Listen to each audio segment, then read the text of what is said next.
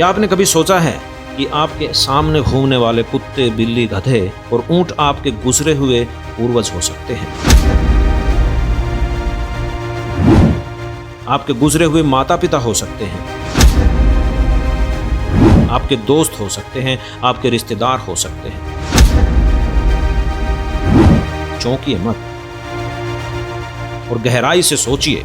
क्या आप जानते हैं पूरी पृथ्वी की आबादी से 20 गुना ज्यादा भूत प्रेत इस पृथ्वी पर है? क्या आपको मालूम है कि कुत्ता, गधा, सांप, बिच्छू बनकर आज जो कष्ट उठा रहे हैं, ये जानवर भी कभी हम सब की तरह मनुष्य रहे होंगे?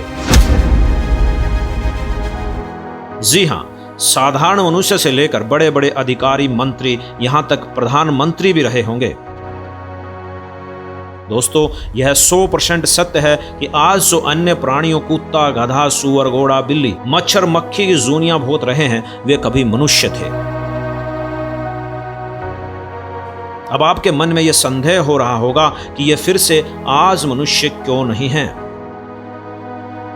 लेकिन हम आपको बता दें कि इन्होंने एक ऐसी गलती कर दी जिसको धर्मराज भी क्षमा नहीं करता। जो गलती भूत प्रेत, कुत्ता, बिल्ली, गधा बनने वालों ने कर दी, वो आप मत कर देना। क्या है वो गलती? दोस्तों, आप सबने यह तो सुना ही होगा कि कोई वस्तु जो लाभदायक होती है, परंतु उसके गलत इस्तेमाल से वह नुकसानदायक भी हो सकती है। कुछ ऐसे ही सही वस्तुओं का गलत इस्तेमाल इन प्राणियों ने कर दिया, जो समायोग्य नहीं है। आप सभी को मालूम है कि भक्ति करना अनिवार्य है, परंतु यहां हम कहेंगे कि भक्ति करना बहुत ही अनिवार्य है। भक्ति से ही हमें हर प्रकार के लाभ मिलते हैं, और अगर भक्ति ही नहीं की तो हानि भी हो सकती है, अनेकों पाप भोगने पड़ सकते हैं। आप सभी ये सोचते हैं कि आप जो भक्ति करते हैं, इससे आपको केवल लाभ मिलेगा, आपकी मनोकामना पूरी होगी, आपको सुख मिलेगा, प्रभु का प्रेम मिलेगा, स्वर्ग में निवास होगा या परमात्मा प्राप्ति होगी। लेकिन क्या आपने कभी यह सोचा है कि इससे आपको नुकसान कितना बड़ा होगा? आपके मंदिर जाने से, मस्जिद, चर्च जाने से आपको क्या नुकसान हो रहा है? जरा गौर कीजिए कि आप इतनी भक्ति, साधना, व्रत, उपासना भी कर रहे हैं, फिर भी आपको नुकसान क्यों हो रहा है? आप दानी हैं, महादानी हैं, आप हिंदू हैं, मुस्लिम हैं, लाखों लोगों को खाना खिलाते हैं, गरीबों को कपड़ा बांटते हैं, पर आपको यह जानकर बहुत आश्चर्य होगा कि यह सब व्यर्थ है। इससे परमात्मा प्राप्ति नहीं होगी, इससे लाभ नहीं मिल सकते। इस समय आप सबके मन में एक ही प्रश्न होगा कि आखिर क्यों? दोस्तों, आखिर हम भक्ति तो इसलिए करते हैं ताकि हमें लाभ मिले, हमारे कष्ट दूर हो, हमें सुख प्राप्ति हो, हमारी गति हो।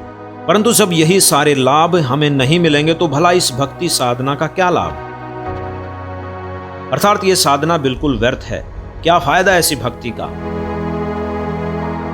अब हम आपको बताते हैं कि हमारी भक्ति साधना व्यर्थ क्यों है। दरअसल आज जो भक्ति हम करते हैं, चाहे कितनी ही कठिन हो, किसी भी धर्म की हो, वो शास्त्र विरुद्ध है, और शास्त्र विरुद्ध होने के कारण वो व्यर्थ है। जो शास्त्र विरुद्ध भक्ति करता है, उसको किसी भी प्रकार का लाभ या सुख प्राप्त नहीं होता, अर्थात घोर कष्ट होता है। वर्तमान समय में जितने भी पंथ हैं, वो गलत भक्ति करवा रहे हैं, जिनके कारण हमारे पूर्वज भक्ति करते हुए भी भूत बन गए, कुत्ते, गधे बन गए। ये वही हैं जिन्होंने सत्य भक्ति नहीं की। ये वही हैं जो शास्त्र विरुद्ध मनमाना आचरण करते रहे और अपना मनुष्य जन्म व्यर्थ कर गए, और यही इनकी सबसे बड़ी भूल है। इसे धर्मराज भी क्षमा नहीं कर सकता, और भूत प्रेत, कुत्ते, गधे, कीड़े मकोड़े बनकर उन्हें सजा देता है। सत्य भक्ति न करने की नरक में अलग सजा और अन्य प्राणियों की सूनी में अलग सजा दी जाती है। दोस्तों, यदि आप एक कुत्ते का जीवन देखेंगे तो उसके कष्टों को देखकर आप कांप उठेंगे। दोस्तों, शायद आप में से कुछ लोगों को यकीन ना हो कि क्या वाकई में आज जो गधे, कुत्ते, बिल्ली, सूअर बने हैं, वह भी कभी मनुष्य होंगे। दोस्तों, आगे बढ़ने से पहले इसके लिए हम आपको एग्जाम्पल दिखाते हैं कि महावीर जैन जी के जीव का क्या हुआ। उन्होंने गलत भक्ति विधि की। उन्होंने मनुष्य जीवन में कोशिश तो की कि भक्ति करूं, लेकिन उन्होंने गलत की। तो आइए जानते हैं कि उनके जीव के साथ क्या क्या हुआ, क्या क्या उन्होंने 84 लाख योनियों में भोगा, आइए एक सत्संग सुनते हैं। ओए होए, हे भगवान, अब कलेजा मुंह का होगा पुण्यात्मा जो थोड़ा सा भक्ति मार्ग पर लगा हुआ है। इन साधना करते करते ये बिरान मैटी, फिर क्या फायदा इस भक्ति का। कोट जन्म तन बरमत हो गए, कुछ नहीं हाथ लगा रे, कुकर सुकर खरबा बोरे कौआ हंस। अब देखो क्या हालत है।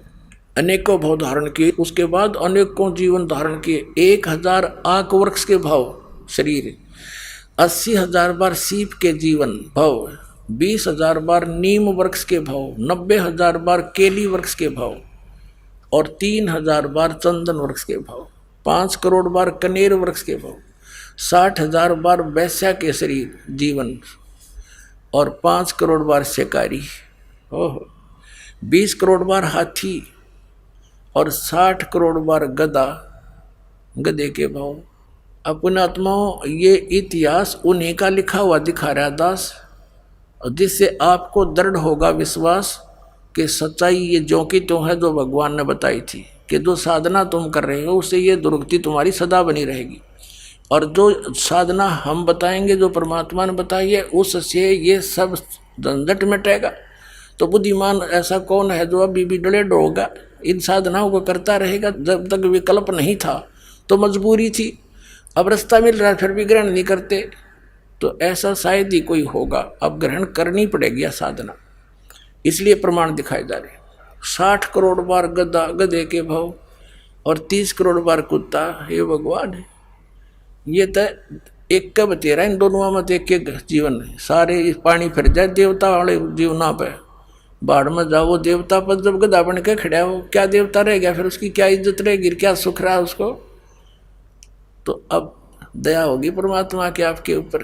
अब देखो 60 करोड़ बार गधे के भाव, 30 करोड़ बार कुत्ते के जीवन भाव, 60 करोड़ बार नपुंसक के जीवन हिजड़ा बनकर रहा, 20 करोड़ बार स्त्री के जीवन, 90 लाख बार धोबी, 8 करोड़ बार घोड़े के जीवन और 20 करोड़ बार बिल्ली, 60 लाख बार गर्भपात से मरने। ओहो, माँ के पेट में मर गया, गर्भपात हो गया। ऐसे भी मनुष्य जीवन है जो गर्भपात होकर ही पूरे कर जाते हैं। अब आगे क्या बताते हैं देखो। और 80 लाख बार देव पर्याय को प्राप्त हुआ। केवल 80 लाख बार तो देवता बना और बाकी 20 करोड़ बार बिल्ली, 60 करोड़ बार गर्भपात से मरण और 60 करोड़ बार गधा, 30 करोड़ बार कुत्ता, 60 करोड़ बार नपुंसक, 20 करोड़ बार स्त्री, 90 लाख बार धोबी, 8 करोड़ बार घोड़ा और 80 लाख बार देवता बन गया। चाट ले उस देवता के पद ने, तो कितना बन गया हो। देवता बनकर फिर गधा बना, बताया क्या प्रोसीजर हुआ है तेरा के जो। तो विकल्प नहीं था, परमात्मा ने दया करी, सतगुरु आए दया करी, ऐसे दीन दयाल और बंदी छोड़ वृत्तास का जठ अग्नि पर सवाल। या दया करी परमात्मा ने आकर हमारे पे। और आगे देखो अभी कौन सा पीछा छूट गया देखना। 80 लाख बार देव पर्याय को प्राप्त हुआ। उपरोक्त भावों को प्राप्त करने के बाद महावीर भगवान ने किस पर्याय को प्राप्त हुआ। राजगृह नगर में सथावर नामक ब्राह्मण हुआ। सथावर ब्राह्मण से फिर महेंद्र स्वर्ग में 7 सागर की आयु वाला देव हुआ।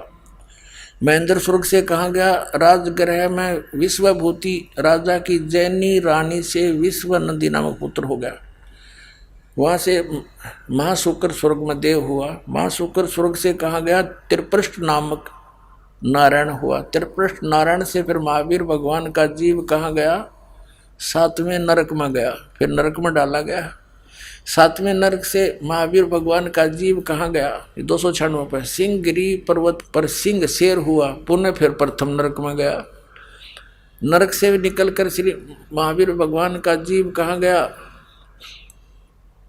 हिमवान पर्वत शिखर पर सिंह हुआ। वहाँ उसे एक अजिंत एवं अमित गुण नामक मुनिराज ने संबोधित किया। सिंह का जीव किस पर्याय में गया, सौधर्भ स्वर्ग में सिंह केतु नामक देव हुआ। ये सारा कुछ करता करता फिर यहाँ आ जाते हैं, हम थोड़ा सा शॉर्ट करते हैं।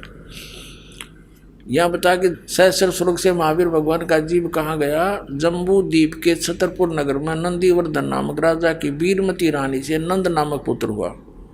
नंद का जीव कहाँ गया? पुष्पोत्तर विमान में देव हुआ और उसके बाद 24 में तीर्थंकर महावीर भगवान हुए। और श्री महावीर भगवान के जीव ने कितने पाखंड मत चलाए? 363 पाखंड मत चलाए। हाँ बताओ भाई। अब इसका निष्कर्ष निकालते हैं थोड़ा सा। राजा ऋषभ देव जी से दीक्षा लेकर के मारीची ने साधनाएं की, वो वेदों अनुसार साधना है और ब्रह्म तक की साधना है। ब्रह्म और परब्रह्म और ब्रह्मा विष्णु महेश अन्य इन तक की जो पूजाएं हैं, उनसे जैसा कर्म प्राणी करता है दोनों भोगने पड़ते हैं, उसमें कोई परिवर्तन नहीं हो सकता। राजा ऋषभ देव जी से दीक्षा लेकर के मारीची ने साधनाएं की, वो वेदों अनुसार साधना है और ब्रह्म तक की साधना है। ब्रह्म और परब्रह्म और ब्रह्मा विष्णु महेश अन्य इन तक की जो पूजाएं हैं, उनसे जैसा कर्म प्राणी करता है दोनों भोगने पड़ते हैं, उसमें कोई परिवर्तन नहीं हो सकता। तो जिस आधार से वो पुण्यात्मा पुण्यों के आधार से स्वर्गों में गया, देवता बना 80 लाख बार, और फिर गधा भी बना, कुत्ता भी बना, 60 करोड़ बार गधा, 30 करोड़ बार कुत्ता, रोते गिनती नहीं। ये दशा तो उस पुण्यात्मा की है जो शास्त्र अनुकूल साधना, वेदों अनुसार साधना कर रहा था। क्योंकि वेदों में कंप्लीट स्पिरिचुअल नॉलेज नहीं है। चारों वेदों का निष्कर्ष श्रीमद् भगवद गीता है। श्रीमद् भगवद गीता अध्याय नंबर 4 के श्लोक नंबर 32 और 34 में स्पष्ट किया है कि सच्चिदानंद घन ब्रह्म ने अपने मुख कमल से आकर जो ज्ञान दिया है, उसमें कंप्लीट स्पिरिचुअल नॉलेज है, संपूर्ण अध्यात्म ज्ञान है और वो तत्व ज्ञान है। चौथे अध्याय के 34वें श्लोक में कहा कि उस तत्व ज्ञान को तू तत्वदर्शी संतों से जाकर समझ। इससे सिद्ध है कि गीता ज्ञानदाता भी कंप्लीट ज्ञान नहीं बता पा रहा, उसने ऑप्शन छोड़ दिया है, तत्वदर्शी संतों से पूछो। ऐसे यजुर्वेद अध्याय नंबर 40 के मंत्र 10 से लेकर 13 में स्पष्ट किया है कि तत्वदर्शी संत ही परमात्मा की स्थिति को अच्छी तरह जानते हैं, उनसे सुनो।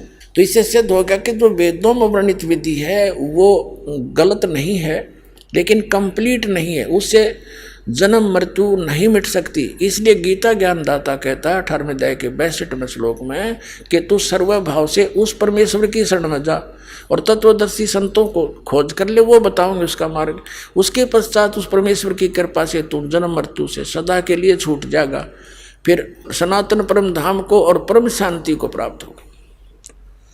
तो पुण्यात्मा, ब्रह्म साधना करने वाले मारीची के विधिवत साधक के ये ऐसी हालत हुई और आगे वही जीव महावीर जैन कहलाया, जो जैन धर्म का अंतिम आज तक का और 24 में तीर्थंकर हैं। उसने ना तो कोई गुरु धारण किया, उसके इतिहास में लिखा है, अपने आप हठ योग करके जैसा भी उसने अपनी साधना की, उसके बाद अपने अनुभव से 363 पाखंड मत बकवाद पंथ चला दिए।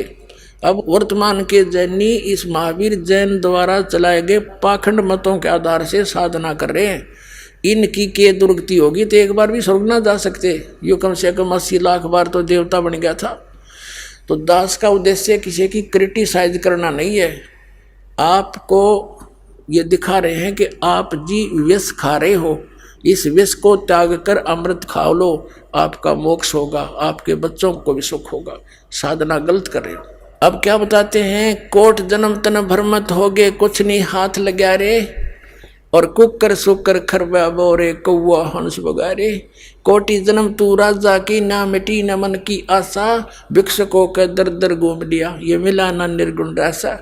ये साधना नहीं मिली। आप ऐसे कठिन साधक भी रहे हो, घर त्याग गए, जंगल में चले गए, नगरी से भिक्षा मांग लाए, सूखी रोटी जैसी भी मिली खाली, बाकी रखती वहीं पर सूख जाती थी, अगले दिन भेकर खा लेते थे 2-2-3 दिन तक उस एक दिन की भिक्षा से, और जंगलों में अपना टाइम पास करते थे, भक्ति करते थे। उससे क्या मिला कि इंद्र कुबेर ईश की पदवी, ब्रह्मा वरुण धर्मराया, विष्णुनाथ के पुर को जाकर तो फिर भी वापस आया। क्या बताते हैं कि भिक्षुक होके तू दर दर घूमया, मिला ना निर्गुण रासा। ये साधना ना मिलने से, सच्ची साधना ना मिलने से तू ऐसी कठिन साधना करके भी उच्च पदों को प्राप्त करके, ब्रह्मा विष्णु महेश तक की पदवी को प्राप्त करके, इंद्र तक की पदवी को प्राप्त करके भी तू फिर वापस यही जन्म मृत्यु में चक्कर काट रहा है।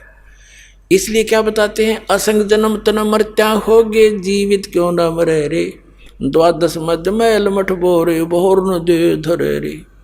अभी तक 10वें द्वार पे जोर दे रखा था कि 10वां द्वार पार कर गया बस मुक्ति हो जाती। 10वां द्वार तो इस ब्रह्मांड के अंदर ही रह लेता है, इससे बाहर नहीं, जन्म मृत्यु से बाहर नहीं होता। 12वें द्वार में सतलोक है, 12वां द्वार पार करके जाना पड़ेगा। ये सब ब्रह्मांडों के रास्ते हैं। तो 11वां द्वार 21 ब्रह्मांड को पार करा के परब्रह्म के लोक में प्रवेश कराता है, और 12वां जो द्वार है वो इस अक्षर पुरुष के ब्रह्मांडों को पार करके सतलोक में प्रवेश होता है। तो गरीबदास साहिब जी जो आंखों देख कर आए थे परमात्मा के साथ जा करके, वो बता रहे हैं, द्वादश मध्य महल मठ बोरे। वो महल, वो स्थान, वो मठ, वो स्थान जहाँ जाने के बाद फिर लौटकर संसार में नहीं आते, वो 12वें द्वार को पार करके है। द्वादश मध्य महल मठ बोरे, बहुर न दे धरे रे। वहाँ जाकर फिर जन्म मृत्यु नहीं होती। फिर क्या बताते हैं,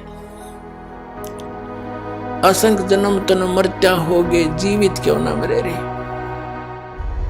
दोस्तों, सारे विश्व में आज के समय में सिर्फ संत रामपाल जी महाराज के पास ही वो भक्ति विधि है, शास्त्रानुसार भक्ति विधि है, जिससे आप मोक्ष प्राप्त कर सकते हैं। संत रामपाल जी ही परमेश्वर के वो अवतार हैं जो 84 लाख योनियों के भयंकर कष्ट को और इससे जन्म मरण के रोग से हमेशा हमेशा के लिए छुटकारा दिलाकर पूर्ण मोक्ष प्रदान करके आपको फायदा दिला सकते हैं। अतः आप सभी से ये रिक्वेस्ट है, ये प्रार्थना है कि संत रामपाल जी महाराज जी का ज्ञान सुने और जितना जल्दी हो सके उनसे नाम दीक्षा लेकर अपना कल्याण करवाएं। सत साहिब।